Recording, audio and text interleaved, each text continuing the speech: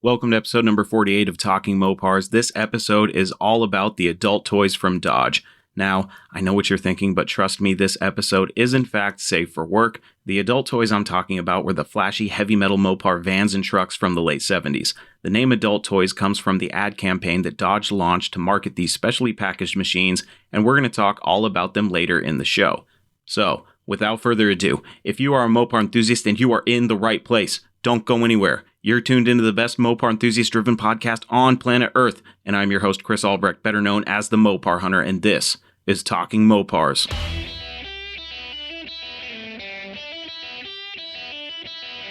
You're listening to Talking Mopars with the Mopar Hunter, your direct connection to all things Mopar.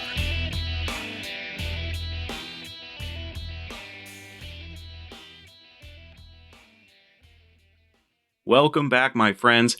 I've been doing a lot of thinking lately, and I think I need to go back to my Mopar roots. For those of you who haven't heard my story yet, I'll give you the cliff notes. My first memories of Mopars were of my dad's 1985 Dodge Daytona Turbo Z and his custom 1975 Dodge Tradesman Shorty van. Both of them were black and both made a huge impression on me as a kid. It's been over 20 years since I've seen that van, and it's never left my mind. I still think that it's the coolest van I've ever seen, and I actually think about it a lot. And to put it bluntly, I don't think my Mopar life will ever be complete until I get a boogie van of my own. So I know I'll never be able to replace my dad's van, but just like his Dart, I'd like to find a van because getting one would mean that I've managed to replace all the Mopars in our family that have gotten away. Now, I don't know if any of you have tried looking for a 70s era Dodge van lately, but they aren't exactly easy to find, and when you do find them, at least when I do, they aren't really what I'm looking for, or they're just crazy expensive. I mean, more expensive than they need to be, I'll tell you that. It's pretty ridiculous. You think Mopar muscle cars are expensive? Go try it and find a Dodge boogie van, okay? They're crazy.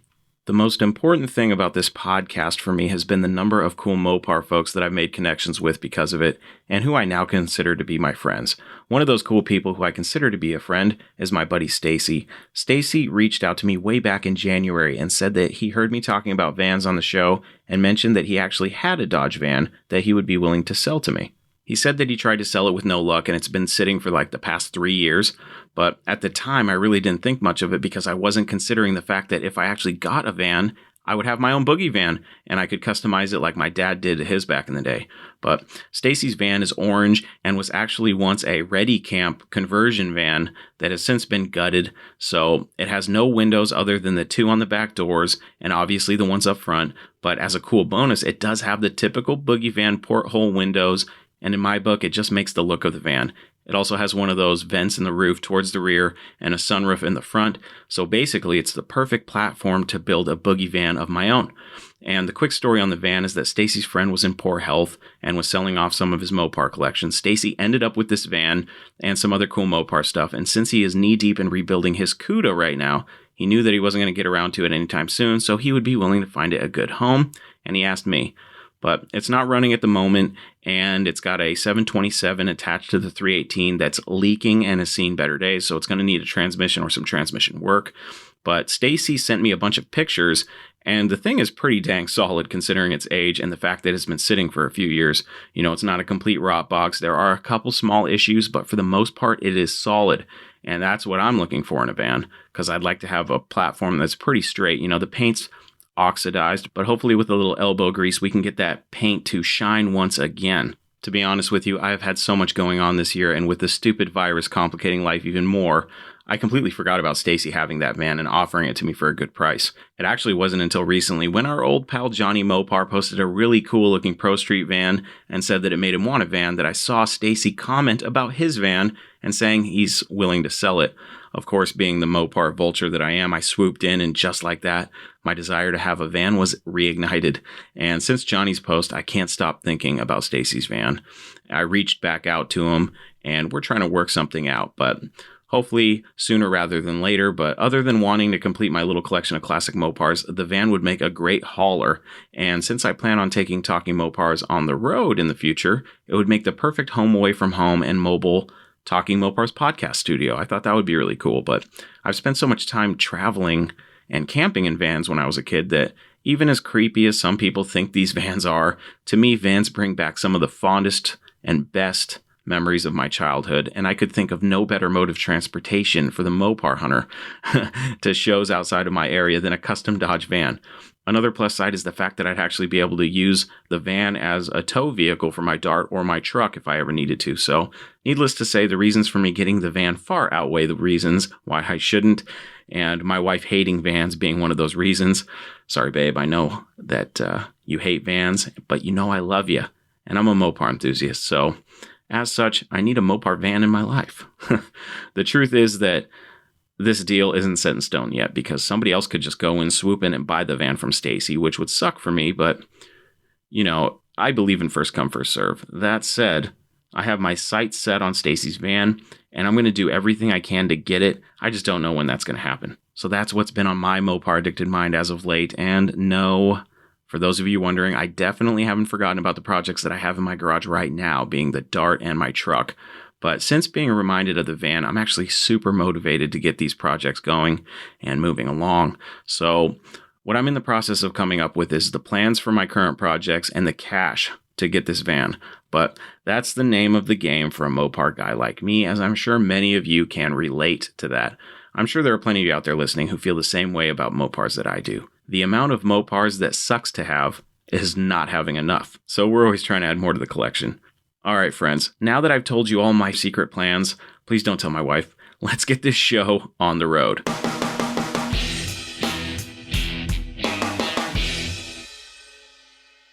This week's project car of the week is actually a van, and I'm starting to think I should just call this segment Mopar Project of the Week, just because, I picked more than just cars for this segment, so be ready for that change. I'm trying to be a little bit more diverse with the Mopars that I choose for this segment, because I do like Mopars from all areas and all types of Mopars, and I think that good Mopar projects aren't just cars. Sometimes they're trucks, and since I'm on a van kick, this week was a van, and let me say that I actually set out to find a van for this week's project. There was just one issue. There aren't very many out there. So let's read the ad and then we'll talk some more about vans and why they can make cool projects. The van featured on this edition of Mopar Project of the Week was posted on the Mopar Hunter Facebook page on Sunday, September 6th at 9 a.m. Here is the ad. Shorty van, $3,995. 1975 Dodge Tradesman Shorty, 318 V8, auto, runs, drives, and stops pretty well for a 45-year-old van. If you've been looking for one of these, this is one to consider. Not showroom ready, but a great start to a street machine. Serious inquiries only, please. $3,995 or best offer. Title status is clean. So this van is a short wheelbase van, which for these is 109 inches compared to the longer versions that were 127 inches. The van that I want to buy from Stacy is 127 inches for wheelbase, so it's longer than my dad's was, since my dad's was a shorty like this van. The one in this ad is two-toned. It has a light blue base with a thick dark blue striped mid-body and a dark blue roof. It has a windshield visor, which is very boogie vanish, and it has my favorite bubble windows of all time, the Pentastar portholes. They are super rare, and I'd love to hunt down a set for my future van project, but if Stacy's van ends up being mine, then I'll just settle for the round portholes, unless I can find those awesome Pentastar ones. This van also has a Grant wood grain steering wheel, which adds to that nostalgic feeling, along with that pop-up sunroof. And it looks like at one point the back was done up like a 70s custom, but right now it's pretty bare, which is great because most of the time when you find these vans, the cargo area usually needs to be redone. These old boogie vans had old shag carpet and cabinets put in, old sinks and things like that. So chances are if you find one of these, it'll probably need new carpet and things like that. This one actually has a plywood floor, and looking around, it actually looks like the van was originally red. The good news is that it will be easy to strip the cargo area and get creative to create your own space. I like the idea of a modern version of a classic boogie van, something, creative enough that you can go to shows and show it off, but you can also go camping, and if you're the nomad life, you can hit the road and live that van life. But it would also be cool to get this thing capable of hauling a race car. That way you have a place to store your tools, parts, extra tires, and have a place to stay at the track instead of a tent. I really like that idea. For me, I like all those possibilities, but the possibility of having a mobile podcast studio when I go to events would be really cool. And if I bring merch with me, it would make a great display for the merch too.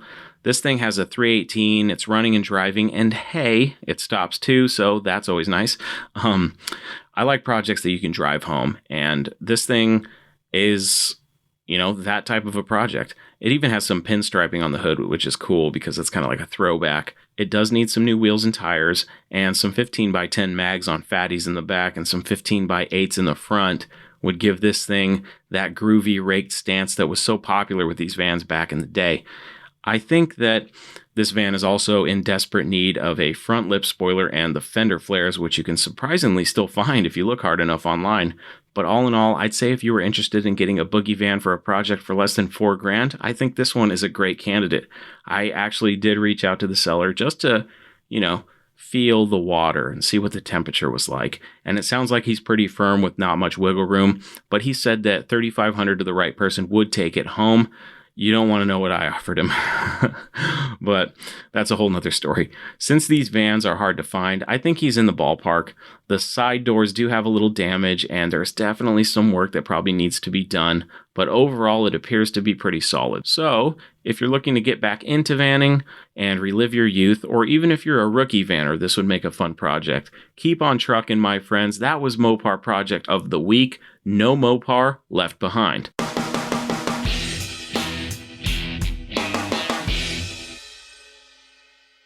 Since we're on the topic of vans, this week's high-performance part belongs to a custom Shorty Dodge van in the 2015 movie American Ultra. And because I suck at explaining movies, I've finally come to the realization that from now on, I think I'm just going to read the synopsis straight from Rotten Tomatoes. So here is the synopsis for American Ultra from Rotten Tomatoes. American Ultra is a fast-paced action comedy about Mike, played by Jesse Eisenberg, a seemingly hapless and unmotivated stoner whose small-town life with his live-in girlfriend Phoebe, played by Kristen Stewart, is suddenly turned upside down. Unbeknownst to him, Mike is actually a highly trained lethal sleeper agent. In the blink of an eye, as his secret past comes back to haunt him, Mike is thrust into the middle of a deadly government operation and is forced to summon his inner action hero in order to survive. Now, where does this sweet boogie van come in? Well, about 17 minutes and 30 seconds into the movie, Eisenberg's character, Mike, meets up with his drug dealer, Rose, played by John Leguizamo, to buy illegal fireworks for the show he wants to put on for when he proposes to Phoebe.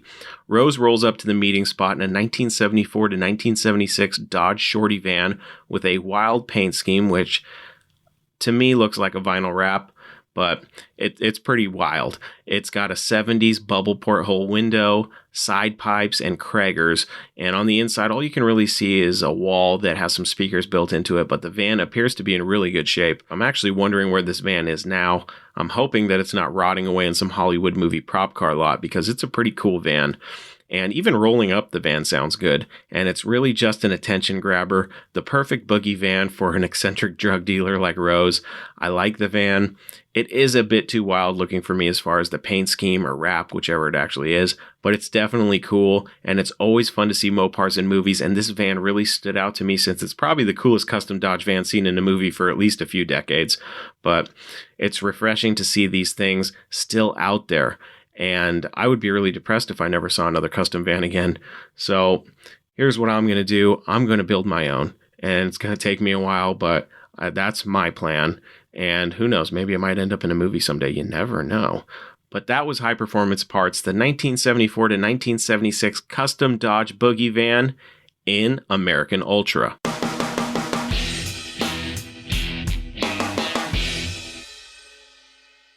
This week we have 2 voicemails for listener stories. The first one comes to us from Dustin Williams in West Virginia. Here is Dustin's story. Hey Chris, Dustin Williams here. I've been listening to the show here for a couple of days now at work, just catching up on all the ones that I've missed through the months. From West Virginia, just want to let you in on my little Mopar story. And last year, I picked up a 2011 Charger while working at a Ford dealership. It's an RT, all-wheel drive. I'm actually driving it right now. Love the car. Of course, the Ford dealership I was working at, they weren't real appreciative of it because all I did was brag. But actually, I sent my VIN number for this car to Chrysler with the RT, all-wheel drive, top 6 orange pearl code, RT plus package. there were only 36 made with these options, so I felt kind of proud doing that. So I started looking at upgrading this car and everything, and it got to the point where I could have an old Mopar with the money I was thinking into my used 2011, my daily driver. So I got to looking around, and maybe 20, 25 minutes from my house, I found a 68 Dart that I actually knew about years ago. And I picked it up for $3,700. It was like an olive green. It had a Hemi hood scoop on it, but the hood scoop was facing backwards for some reason. And it was just the weeds were growing to it, and all you could see was the grill. The bumper was somewhere else. Had a 318 in it. So I picked it up this past February. I call it my rescue pet, but picked it up, brought it home. Been working with it ever since. Got the little 318. The thing, it starts so good. It's got the Edelbrock ABS carb on it. I put, of course, the mini starter on it. Edmund headers. But listening to these podcasts, I'm starting to dive into the Gen 3 Hemi idea for the 68 Dart and using that factory hood scoop that I have. There was no hole cut in the hood. They just bonded it on there backwards. So if I get the Gen 3 Hemi in there after listening to some of these podcasts you put out, it's definitely going to be a pretty nice animal to deal with.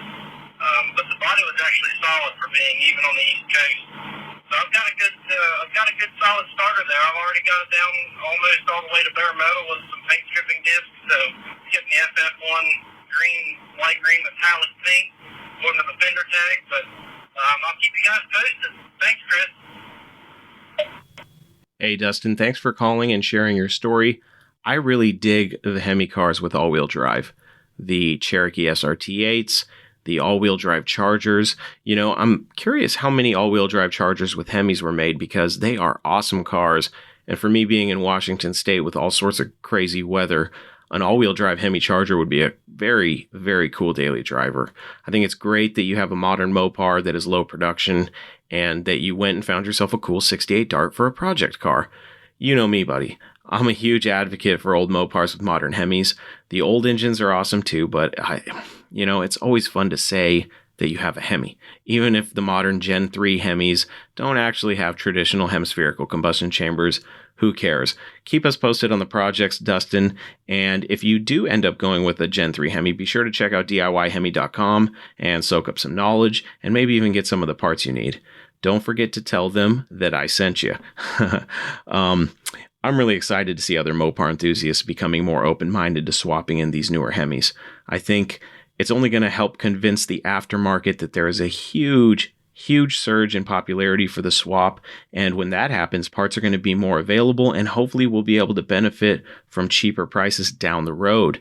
Anyways, thanks again for sharing your story with us, Dustin. Love hearing stories like that. The next voicemail was sent in by our friend Hemi Bill in response to when Johnny Mopar was on the show sharing some knowledge about the Superbird with us. Hemi Bill had some knowledge of his own to drop that I found very interesting, so let's hear what Hemi Bill has to say.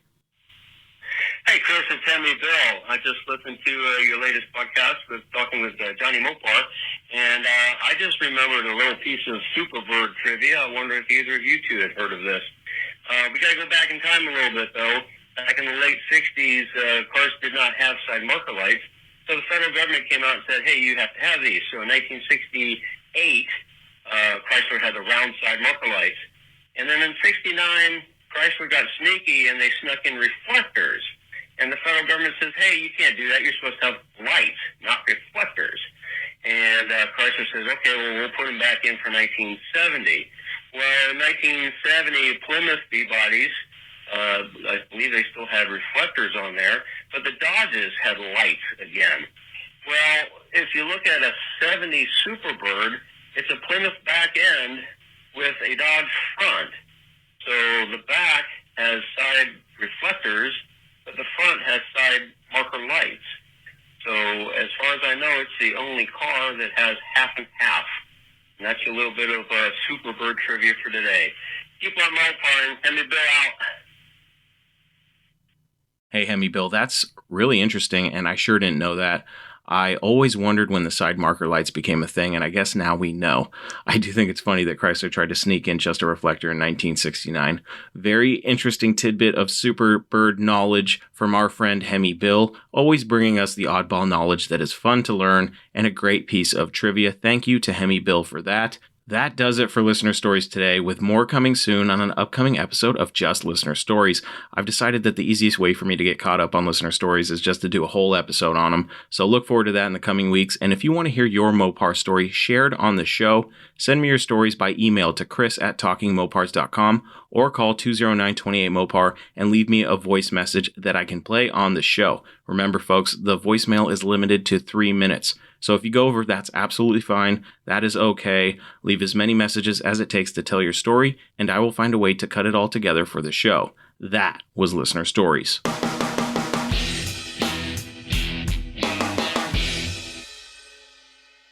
With the creative muscle car marketing of the late 60s and early 70s long gone, the late 70s sparked a new ad campaign from Chrysler to market their growing line of Dodge trucks. It was 1978 and the birth of the new Adult Toys from Dodge marketing campaign.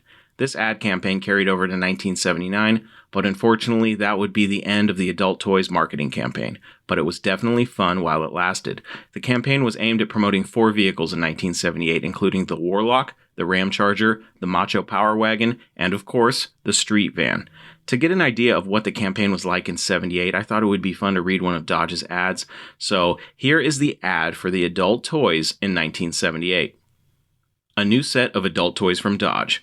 Dodge's 1978 line of adult toys can do everything tough Dodge trucks have always been known for, but they go a lot further than that. They're fun to drive, fun to be seen in, fun to own or lease. See that 4x4 Ramcharger that looks like a hard-working station wagon? It looks more like a convertible when you take off its optional hardtop roof that extends all the way to the windshield. Or you can order a vinyl soft top with roll-up sides for fresh air camping. That dynamite short bed with the solid oak stake sides is Warlock, which has got to be the ultimate status pickup. Most of the goodies you see on it are standard, along with a couple dozen others you can't see. The imposing two-tone machine in the foreground is called the Macho Power Wagon, and it delivers everything the name implies, inside and outside, with a standard roll bar and full-time four-wheel drive to back it up. And of course, there's our Street Van, based on America's most popular van-type vehicle, the Dodge Tradesman. It comes right from the factory with gear that gives you a great start on your own one-of-a-kind set of wheels. From there on, the possibilities go right out of sight. We could take 10 more pages to tell you about the optional sunroofs, paint schemes, interiors, chrome trims, special wheels, and etc. But we'll just say that everything about these trucks is designed for fun. If you haven't heard other truck companies talk about that lately, maybe it's because they don't build trucks that are this much fun to drive. That was one of the ads from 1978, and it was actually one of the tamer ads. Other ads depicted the adult toys in a variety of fun youth-inspired situations, so these vehicles were sure to pique the interest of adventure seekers. Some of these ads showed people at the beach just having a good time, and you could just tell that the vibe that Dodge wanted to put out was, hey, get a group of your friends, throw a cooler full of cold brews in the back, and go find yourself a spot on the beach, start a fire, and have a great time. I really enjoy the marketing machine of Chrysler throughout its history. It definitely has had some great moments, and even in modern times, the marketing used today to attract the attention of the people who are into muscle cars has really been heating up over the past handful of years. The folks at Dodge are really pushing the envelope much like they used to, and nearly every vehicle in their current lineup is getting a Hemi. That's crazy. But props to the marketing department today, because they're really doing a phenomenal job at harnessing the power of those cars, that muscle car. Everybody wants to be part of the brotherhood of muscle, right? But my favorite adult toy from Dodge had to be the Street Van.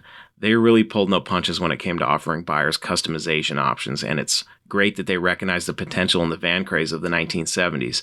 I don't think any other manufacturers capitalized on movements the way Chrysler did back then, with the muscle car movement, and then the big truck movement and the vans. It's just crazy, and it never ceases to amaze me when I take a look at their marketing materials and ads from the 60s and 70s. They really just had a way of making it fun, and I think that car enthusiasts, even non-Mopar car enthusiasts, can at least appreciate their marketing efforts for all those different periods of time. I think it's awesome, and with the Street Van, what was really cool is Dodge offered this customization kit. And they're really rare, and if you can find one today, geez, send it my way. Inside this kit, it gave you like a bunch of ideas, with pictures of Dodge vans of like paint schemes and, inspiration. And I thought that was really cool. They also had, I guess they had patterns for like creating interior panels for your van. So like the walls and things like that. So Dodge really, threw everything they had at the customization aspect of these vehicles, especially with the street van. I mean, there's a picture out there floating around on the internet that shows an old dealership, and for the life of me, I can't remember which one it is, but it shows nothing but street vans in front of this dealership, and you're looking at it like, is that a van show? No, that's just the lineup of street vans that this dealership had in stock. That is insane to me. But in 1979, a new adult toy was added to the lineup, and that was the little mini truck, the Dodge D50 Sport. The rest of the lineup stayed the same, with the biggest difference being the redesign of the grills. The front of the van got a little bit more squared off, and I'm not the biggest fan of that 79 van style. I've always liked the way Dodges, compared to Chevys, were less square. I like how the vans, the front of them flowed a little bit better into the grille. I liked the trucks, how there weren't such sharp edges and how everything had nice curvature. Chevys, that's why they call them square bodies, because they're so square. At least with the Dodges, you felt like, I don't know, they just looked smoother to me. Between the muscle cars, the trucks, and the vans, in comparison to Chevy and Ford, Chrysler products to me were just far more aesthetically pleasing to my eyes. I don't know how everybody else feels, but that's the way I feel, and that's why I prefer Mopars over any other car. Going back to the van styling, it really is a shame that they changed the front end of that thing because it looked so good, and from the 70s into the 80s, they really looked more squared off like Chevys, and I really did not like that. But, I guess all good things must come to an end. And 1979 was the last year for the adult toys from Dodge. 1979 was the end of that great marketing time in Chrysler history, and with the 80s came the K cars. We'll be talking more about them in another episode and, talking about the 80s turbo Mopars, some of my favorite cars from Chrysler aside from the muscle cars and the trucks and vans. That was another era in Chrysler history that was just, awesome. With the turbo cars, they just were on a different level. And coming from my childhood, my dad had a talking car. So it's just really cool to think about what kind of stuff they were working with back in the 80s. And we're going to be getting into all that stuff in future episodes. And we're also going to be getting further in depth with each of the vehicles offered in the adult toy lineup. So now you know what vehicles were considered the adult toys from Dodge, and hopefully you got a little understanding of why Dodge got a little flashier toward the end of the 70s. Exploring each one of these models in depth a little bit more will be fun because each one is unique enough to stand on their own. They're so cool, but together they make a great lineup of wild and crazy machines that will usually garner a little smile when you mention the adult toys from Dodge.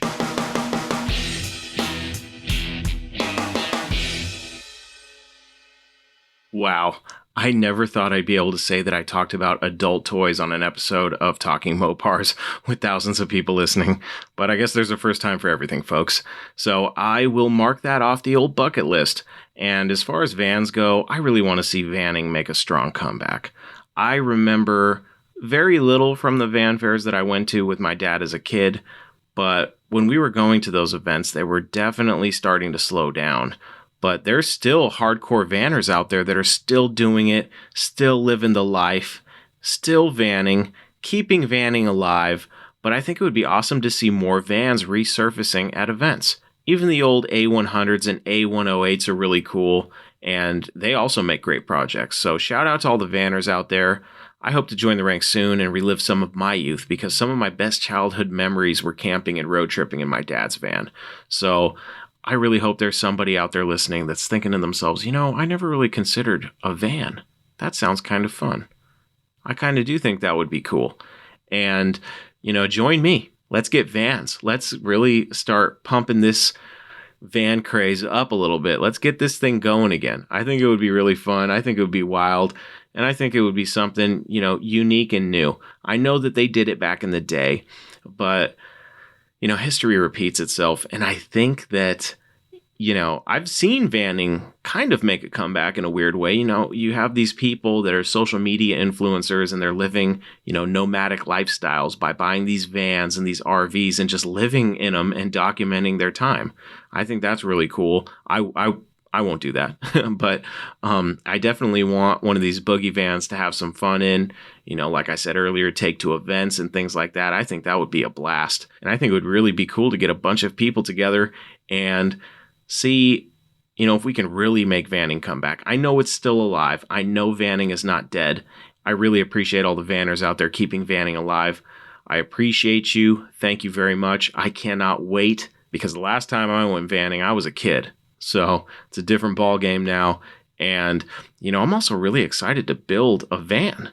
You know what I mean? Like the inside of it and customize it and make it something cool that I can, stay in while I'm out and about on the road and road tripping, doing Mopar road trips. I think that would be an absolute blast. And I'm really looking forward to it. So that's all I'm going to say about vans for at least today. I'll probably be chatting your ears off about vans for the foreseeable future until I get one myself. And even then, as soon as I get one, we're going to have all sorts of fun with it. But thanks for joining me today. It was a good time as usual. But before we shut her down, I want to remind you to go visit my friends over at hemipages.com, DIYhemi.com, and autometaldirect.com. Don't forget about the Build Mopar project put on by Hemi Pages. That project's going to be really cool. Go to hemipages.com and check it out. Learn more.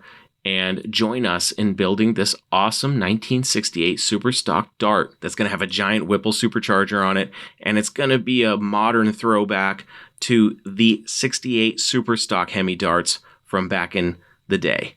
That's going to be really cool. I can't wait. There you have it, my friends. Another episode of Talking Mopars is in the books. For more information about this podcast or to listen and subscribe to the show, please visit talkingmopars.com. And don't forget that you can send me your stories, questions, comments, complaints, suggestions, and everything else on your Mopar addicted mind to Chris at talkingmopars.com. Or leave me a voice message on my voicemail box at 209-28-MOPAR to hear yourself on the show. Also, be sure to check out the Talking Mopars merch shop on the website. Yes, we have merch. We have cool things like t-shirts, hoodies, stickers, mugs, and more. So if you want to help support the show and get some cool stuff at the same time, jump on over to TalkingMopars.com. That's it, my friends. Until we talk again, I am your host, Chris Albrecht, and that was Talking Mopars.